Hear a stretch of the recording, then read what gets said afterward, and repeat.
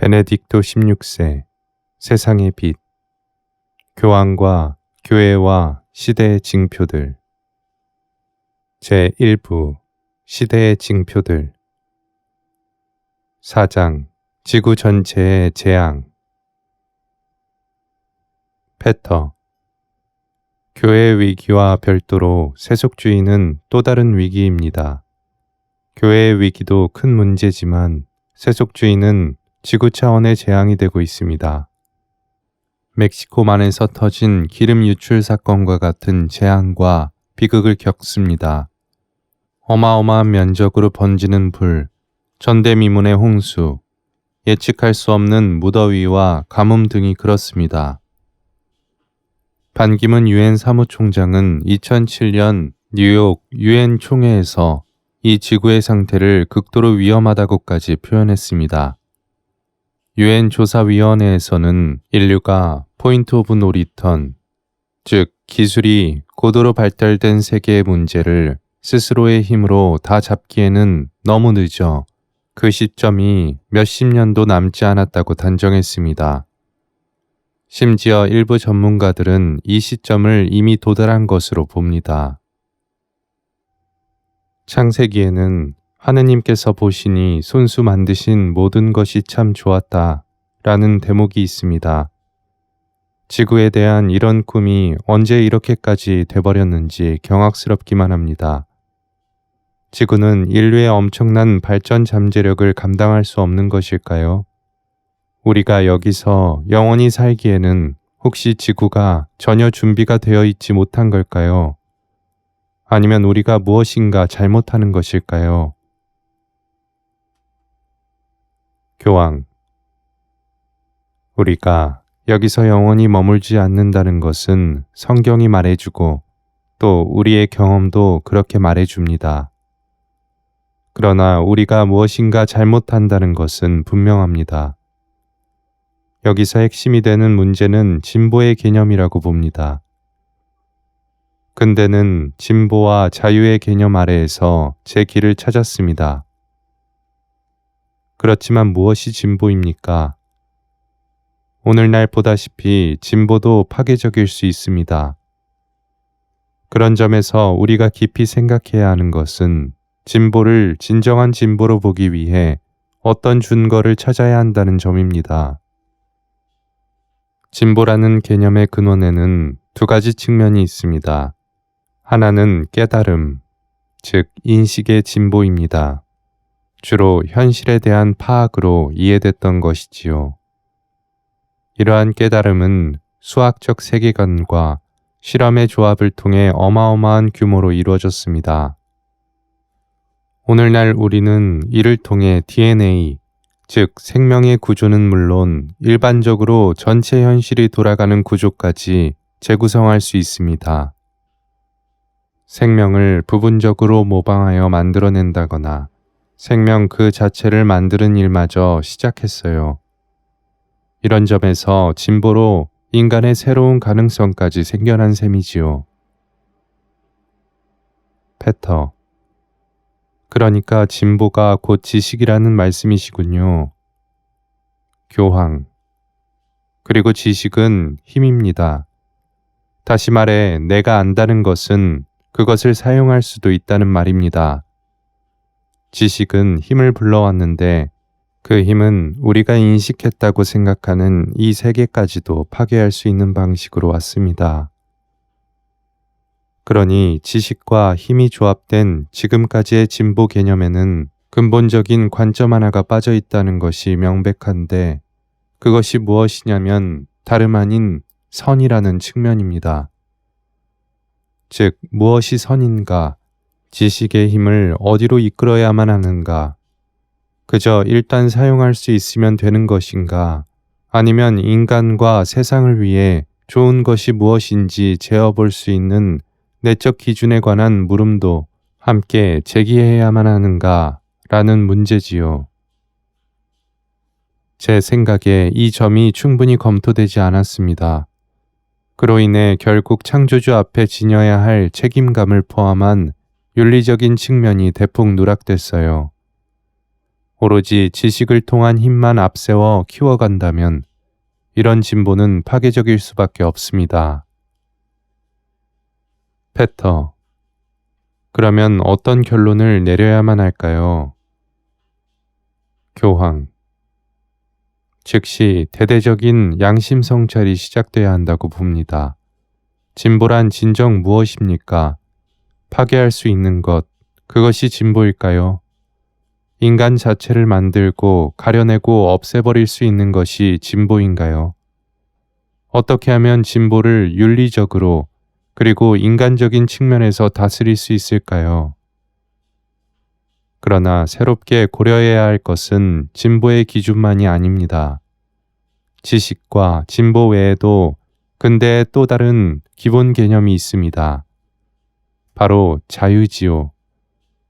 사람들은 흔히 모든 것을 할 수 있는 것을 자유로 이해합니다.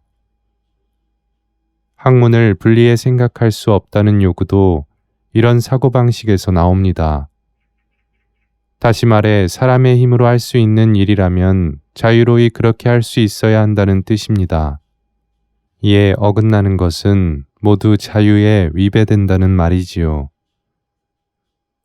그러나 이것이 정말일까요? 제 생각에는 그렇지 않습니다. 우리가 보았듯 인간의 힘은 무시무시할 정도로 커졌습니다.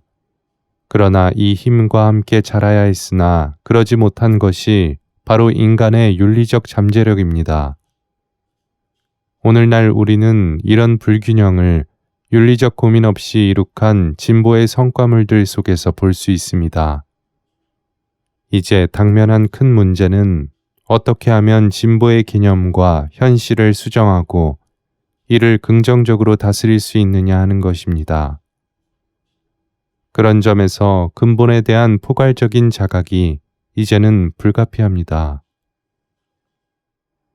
페터, 철학자 페터 슬로터다익은 세계적인 지구 경영에 대해 이런 말을 했습니다. 사람들은 미래에 대해 불신자다.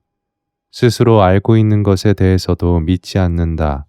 심지어 도래할 수밖에 없는 것을 아무리 설득력 있게 입증해줘도 마찬가지다. 교황, 이론적으로는 혹시 그렇게 믿을지도 모르지요.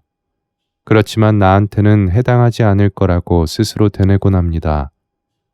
자신의 인생만큼은 무슨 일이 있어도 바꾸지 않겠다고 말이죠.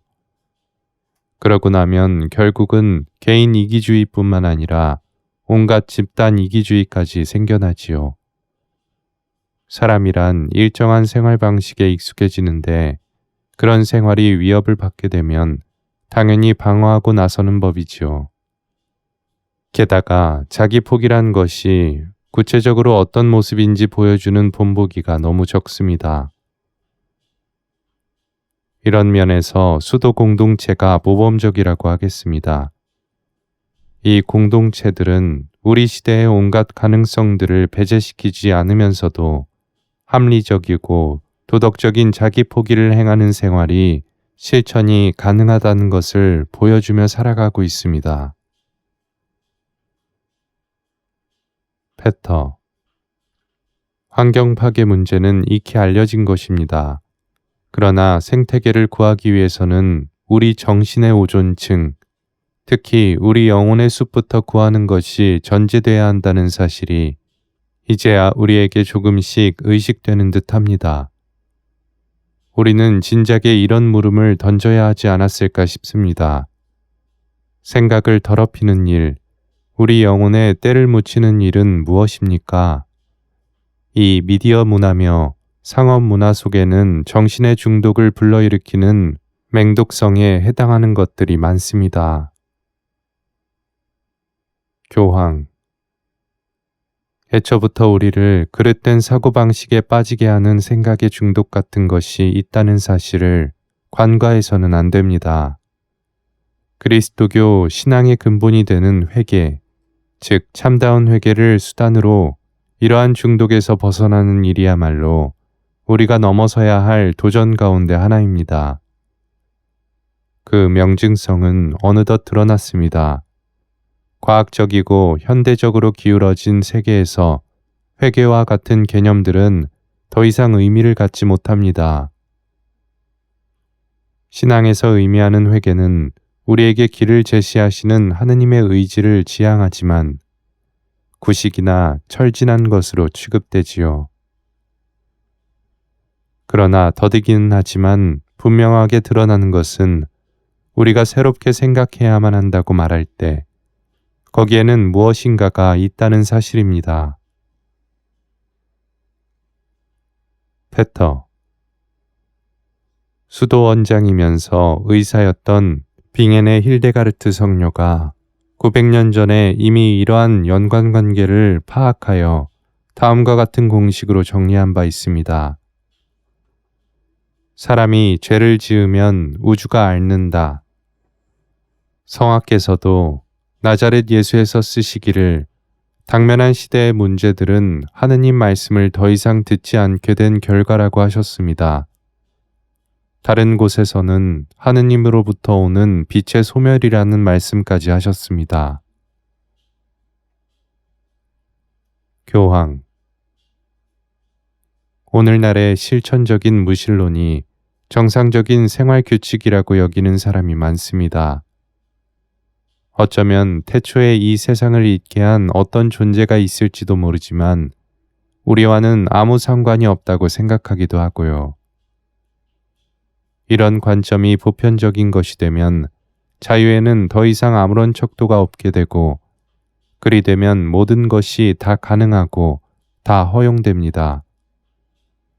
그런 이유로 하느님의 문제를 다시금 우리 중심에 세우는 일이 무척이나 시급합니다. 물론 아무렇게나 존재하는 하느님이 아니라 우리를 알고 우리에게 말을 걸며 우리와 관계하시는 그리고 우리의 구원자이기도 한 바로 그런 하느님입니다.